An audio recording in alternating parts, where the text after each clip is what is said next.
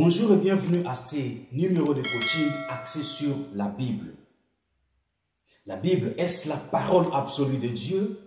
La Bible, est-ce la vérité de Dieu? La Bible, est-ce un livre de récits? C'est de ça qu'il est question. Si la Bible était complète, si la Bible était parfaite, on se contenterait de ce qu'elle est. On ne courrait plus derrière des prophètes pour chercher des révélations. Pas du tout. Là, je pense que nous avons nos deux pieds sur terre. Lisons quelque chose dans 1 Samuel chapitre 13 pour appuyer réellement ce que je viens de dire par rapport au fait que la Bible n'est pas complète, la Bible n'est pas parfaite. Saül était âgé de 3 points ans lorsqu'il devint roi et il avait déjà régné 2 ans sur Israël. C'est un devoir complété. Saül avait quel âge quand il est devenu roi? La Bible n'en parle pas. Saül était âgé de ... Je veux savoir, Saül avait quel âge quand il devint roi après avoir régné déjà 2 ans? Ça commence maintenant à s'ouvrir. Je ne peux pas dire que un livre de géographie est la géographie. Pas du tout. Non plus un livre d'histoire est l'histoire. Pas du tout. C'est un livre qui contient les récits historiques. C'est un livre qui contient les analyses géographiques. C'est un livre de géographie. Mais ce n'est pas la géographie.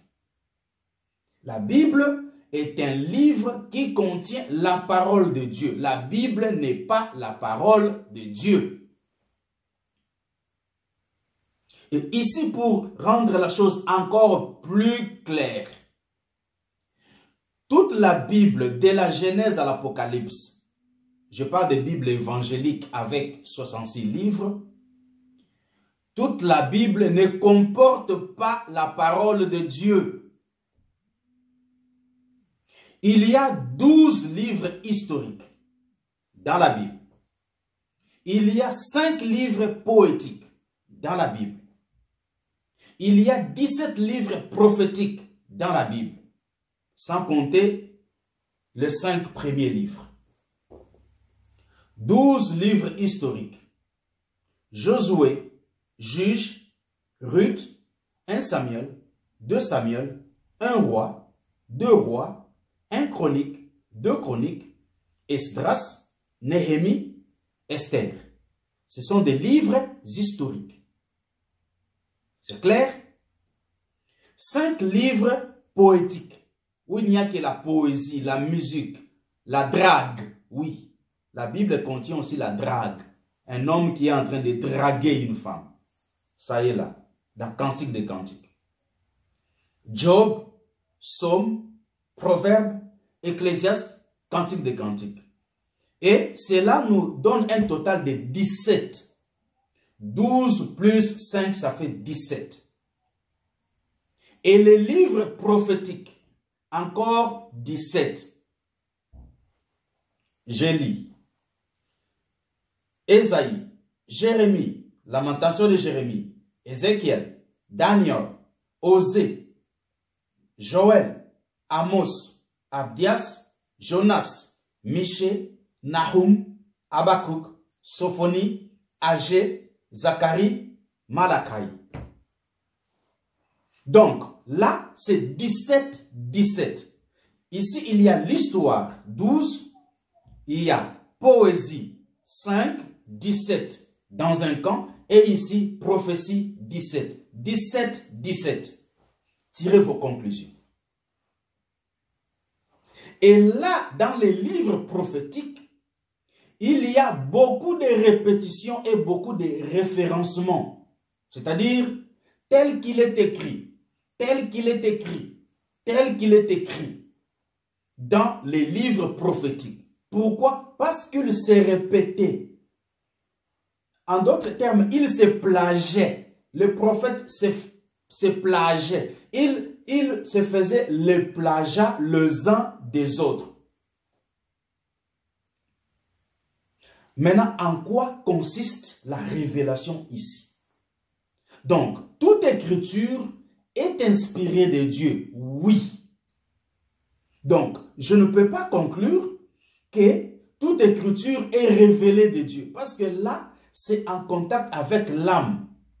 Il n'y a pas de référencement de tel a dit, tel a dit, tel a dit. Donc, là où on parle déjà de tel a dit, comme référencement, c'est de l'inspiration. Je m'inspire de Shakespeare, je m'inspire de Einstein, je m'inspire de Socrate. Vous voyez, je m'inspire, c'est un référencement, mais ça n'a rien à voir avec la révélation. Là, on s'inspire. Donc, je ne peux pas dire que toute écriture est révélée de Dieu. Une preuve? Allons dans Luc chapitre 1. Plusieurs ayant entrepris de composer un récit. Vous voyez comment les textes commencent? Plusieurs ayant entrepris, ayant délibéré de composer un récit.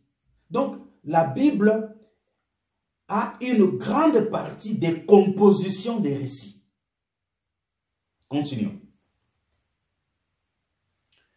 Plusieurs ayant entrepris de composer un récit des événements qui se sont accomplis parmi nous, suivant ce que nous ont transmis ceux qui ont été des témoins oculaires dès les commencements et sont devenus ministres de la parole, il m'a semblé bon. Donc, je trouve aussi du plaisir. Moi aussi, je trouve aussi du plaisir. Il m'a semblé bon. Après avoir fait des recherches exactes. Vous voyez, il faut faire des recherches. Il ne faut pas être prompt à insulter, à maudire.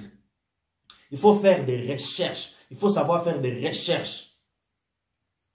Vous voyez? Donc ici, après avoir fait des recherches exactes sur toutes ces choses depuis leur origine, de te les exposer par écrit d'une manière suivie, ô excellent Théophile, afin que tu reconnaisses la certitude des enseignements que tu as reçus. Donc, ici, l'auteur s'inspire de ce que les précédents ont écrit. Il dit, moi aussi, comme eux ont composé un récit, moi aussi je vais composer un récit. Je trouve du plaisir à composer un récit. Et c'est le récit qui va maintenant appuyer les enseignements que toi tu as reçus, toi Théophile. Dites-moi, où est la révélation ici?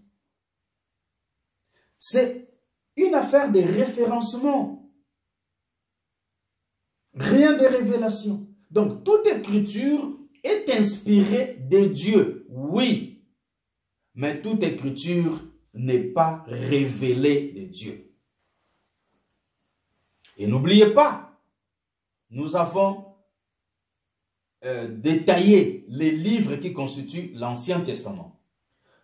12 livres historiques, 5 livres poétiques, ce qui fait 17 ici, et 17 livres prophétiques. Donc, il y a une lutte, il y a un débat, une discussion, une bagarre de chiffres. 17, 17. Tirez vos conclusions. Au revoir.